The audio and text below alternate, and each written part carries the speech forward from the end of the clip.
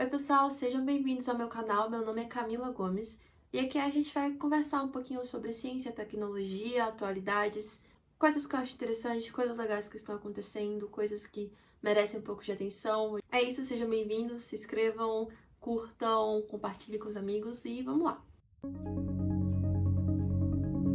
No vídeo de hoje eu queria falar um pouco sobre esse livro aqui, Histórias de Robôs. Mais especificamente, eu queria falar sobre o prefácio dele. Esse daqui é o volume 2, é um compilado de histórias sobre robô e robótica, do Isaac Asimov, ou Isaac Asimov. Ele foi dividido em 3 volumes por essa editora, mas na verdade isso daqui foi publicado na década de 80, eu acho que em 1983.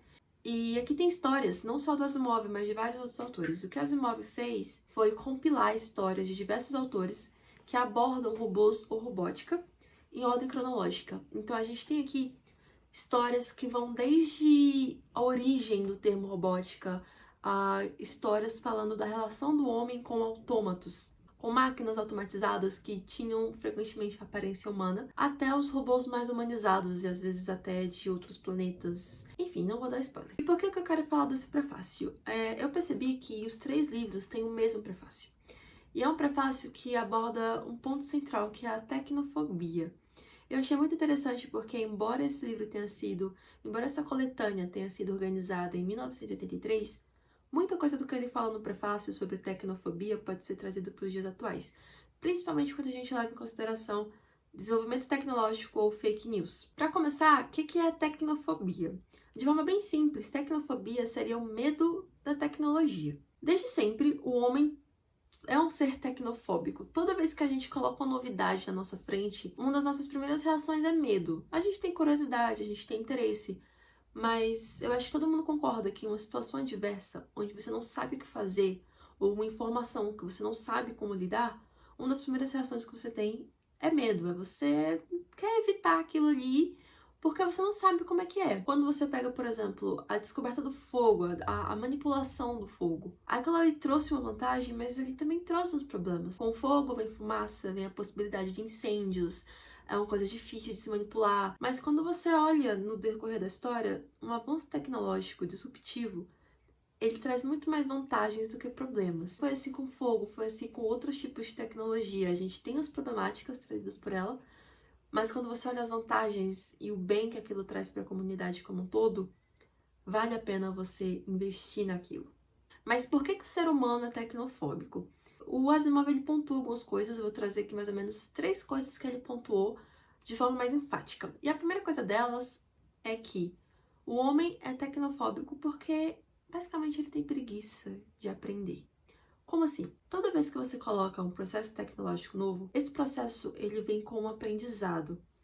Agora pensa comigo, uma pessoa de 40, 50 anos, que diferente de mim e diferente das gerações que vieram depois de mim, não tiveram essa vivência de celulares, smartphones e computadores. Imagina para aquela pessoa que viveu a sua vida toda sem pegar no celular, ter que aprender a trabalhar e a conviver e fazer tudo que ela precisa no celular. A curva de aprendizado de uma pessoa mais velha é muito diferente da curva de aprendizado de uma criança, por exemplo. A gente tem criança que antes mesmo de aprender a ler, já pega um tablet, já consegue ali visualizando os ícones, chegar em um vídeo, jogar e fazer outras coisas. E é justamente essa dificuldade de aprendizado que coloca a gente numa situação onde a gente arrasta o máximo possível a integralização de uma nova tecnologia nas nossas vidas. Outro ponto interessante que ele coloca, e é um ponto que eu achei muito legal, porque eu cresci escutando isso, é que a tecnologia e os robôs e as máquinas vão tomar os nossos empregos. Toda uma linha de produção automatizada, com robôs e braços mecânicos,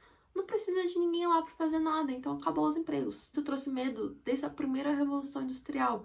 A gente tem casos na história de pessoas queimando as máquinas, queimando as fábricas, protestando contra a colocação de máquinas em processos produtivos. Isso é um medo que veio desde sempre. De certo modo, a gente vê que o progresso tecnológico, ele não mata empregos, mas ele reinventa toda a sistemática de empregos e empregabilidade. Hoje em dia, a quantidade de profissões que existem em função da automatização, em função de progressos tecnológicos como a tecnologia da informação, principalmente. Você não pensa em, ok, eu vou aprender a apertar parafusos, vou aprender a fazer esse processo de forma mais bruta. Não, hoje em dia você pensa, eu vou aprender a programar, eu quero ser a pessoa que faz o programa e que controla aquele sistema automatizado. E ele coloca de uma forma muito interessante. Eu vou ler do jeito que tá aqui. Cadê? O progresso tecnológico não diminui, apenas altera e até aumenta o número de vagas. E que a solução para a crise da falta de trabalho não é a destruição das máquinas, mas a elaboração de um programa dedicado à reeducação e ao bem-estar do indivíduo. E o terceiro ponto que eu quero colocar aqui com relação à tecnofobia é o medo de onde a gente vai chegar, é o medo com relação ao futuro. Ele cita aqui uma coisa chamada complexo de Frankenstein. O complexo de Frankenstein, baseado na história de Frankenstein, é bem simples. O homem cria o robô mata o homem. Acabou. Tem sempre aquela pergunta, né? Onde é que vai parar? Será que vai chegar um momento onde a inteligência artificial vai ser mais inteligente do que o homem? Ou as máquinas vão ser totalmente independentes dos homens? A gente tem algumas máquinas bem independentes, a gente tem aí o machine learning, né, o aprendizado das máquinas baseados em tentativa, em erro. Enfim, eu não vou me adentrar nessa parte porque eu realmente não sou especialista no assunto. Mas esse é um outro ponto interessante da tecnofobia, a gente não sabe onde vai parar. E pra mim, desses 3 pontos, esse é o ponto mais relevante porque é o ponto que eu realmente sinto medo. Mas não é aquele medo de, meu Deus, para tudo que tá fazendo, vamos parar de investir em tecnologia, vamos parar de investir em inteligência artificial. É mais um medo de, ok, a gente vai chegar longe, mas a gente tem que chegar longe com responsabilidade. E aí fica para reflexão. Sobre isso, deixando nas palavras do próprio Asimov no prefácio, encarando dessa forma, o robô computador, como ele coloca, não nos substituirá, mas servirá de amigo e aliado na marcha para o futuro glorioso. Asimov, ele é muito otimista com o futuro e com o desenvolvimento tecnológico. Eu adoro isso nele. Dá um pouco de esperança. Eu acho muito legal porque nessa época, e na maioria das histórias que eu li até agora, eu tô mais ou menos quase na metade do volume 2, a tecnofobia e o medo tá muito ligado ao robô e a condição dele como quase humano ou a imagem e semelhança do homem. E o modo como isso mudou nas últimas décadas com relação quando isso daqui foi escrito, a maioria dessas histórias foram escritas. Tem história da década de 20 aqui, então realmente 100 anos de história de robôs. A gente totalmente esqueceu de robô como ser humano e a gente partiu pra inteligência do robô. Então, quando a gente fala hoje, o bot, o robô e não sei o que, às vezes é só um programa que tem uma certa autonomia ao ponto de não precisar de um auxílio humano para realizar tarefas rotineiras ou tarefas repetitivas. E a gente tem aí um desenvolvimento de inteligência sem necessariamente se desenvolver a imagem do robô. Em outras palavras, a gente caminhou muito com software e a gente caminhou muito pouco com hardware. Por que não precisou caminhar com hardware? Eu terminei de ler esse prefácio e eu fiquei, uau, a gente tá num processo de tecnofobia atual tão intenso que leva as pessoas a duvidarem de si mesmas em função de uma notícia replicada N vezes, mesmo que essa notícia seja errada. E aí vem essa avalanche de informação de uma vez só. Não é à toa que as pessoas que são mais suscetíveis a acreditar em fake news são pessoas mais idosas, pessoas que não têm tanta vivência tecnológica como pessoas mais novas. O que acontece é o que a gente está vendo hoje, pessoas acreditando em notícias erradas por conta da falha no processo de educação tecnológica, mas também por conta da tecnofobia.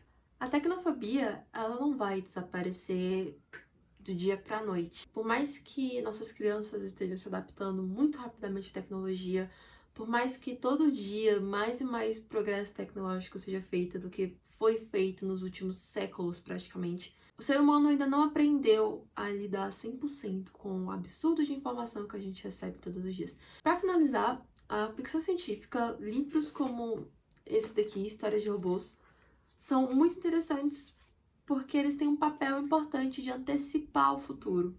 Não é à toa que muitos livros e filmes de ficção científica ganham absurdas notoriedades por acertarem, preverem o futuro. É interessante como o futuro tem bases sólidas na imaginação humana. Até porque quem desenvolve tecnologicamente, quem pesquisa e quem realiza tem que sair de algum lugar. E muitas vezes sai da imaginação mesmo. É uma ideia, uma hipótese que você vai lá, testa e, pô, chega em algum ponto interessante, algum ponto ali que não era nem esperado. Por hoje é isso. Eu espero que tenham gostado. Se não gostou também, acontece. Deixem comentários, compartilhem se você gostou do tema, se você quer que eu fale de outros livros, se você quer que eu fale de algumas histórias dessa coletânea de robôs ou outras histórias. Enfim, espero que tenham gostado. Deixem like, se inscrevam, essas coisas todas. E eu vejo você no próximo vídeo. Tchau!